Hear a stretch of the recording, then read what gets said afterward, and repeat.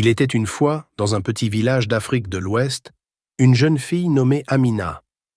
Elle vivait dans une maison en terre battue, avec sa mère et ses 2 frères, dans un cadre simple mais chaleureux. Amina avait 16 ans et une mission qui l'animait profondément: partager son histoire, briser les tabous et surtout faire comprendre à tout le monde qu'on pouvait vivre avec le VIH tout en étant heureux et en pleine santé. Depuis qu'elle était petite, Amina savait qu'elle était différente des autres enfants de son village. Elle était née avec le VIH, un virus dont les gens avaient en peur, dont on parlait rarement, mais qui était trop souvent associé à la honte et à la stigmatisation. Pourtant, elle n'était pas malade. Elle était forte, dynamique, et elle aimait jouer au football avec ses amis. Mais au fond d'elle, Amina ressentait l'importance de son rôle dans ce monde. Un jour, sa mère lui expliqua pourquoi elle devait être prudente et ne jamais cacher sa maladie. « Ce n'est pas une malédiction, Amina, mais une mission », lui disait-elle souvent. « Tu peux changer les mentalités, aider les autres à comprendre que ceux qui vivent avec le VIH ont aussi droit à une vie normale. » Amina grandit avec ce poids, mais aussi cette lumière, cette conviction. À l'adolescence, elle se décida à parler, à partager son histoire et sa mission avec le monde.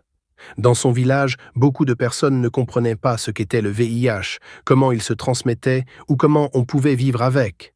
Les rumeurs circulaient et beaucoup de jeunes croyaient qu'ils seraient condamnés s'ils avaient même un simple contact avec quelqu'un de séropositif.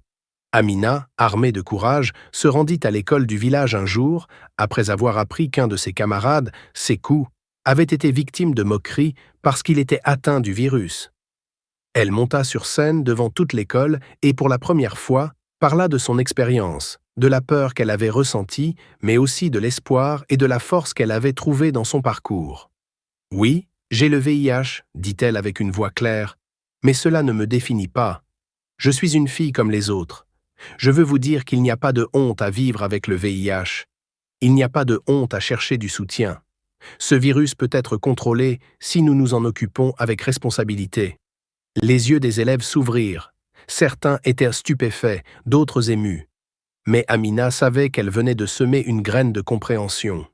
Peu à peu, les jeunes commencèrent à se réunir autour d'elle pour en savoir plus.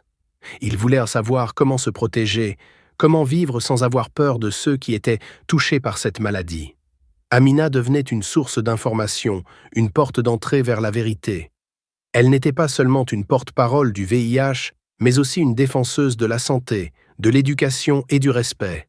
Elle fit des rencontres avec des associations locales, des médecins et des travailleurs sociaux pour organiser des campagnes de sensibilisation dans toute la région. En parlant ouvertement, elle changeait les mentalités, cassait les stéréotypes et permettait à d'autres de se libérer de la peur et de la honte. Les années passèrent et Amina devint un symbole dans son pays. Elle voyagea à travers l'Afrique, prenant la parole dans des conférences, écrivant des articles et menant des projets pour encourager la prévention et l'accès aux soins. Toujours aussi lumineuse et engagée, elle ne se contentait pas de parler des faits, elle inspirait les autres à agir. Son message restait simple mais puissant.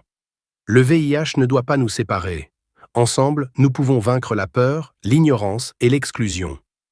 Et grâce à Amina, de nombreuses vies furent transformées, pas seulement par la médecine, mais par l'amour, le respect et la solidarité.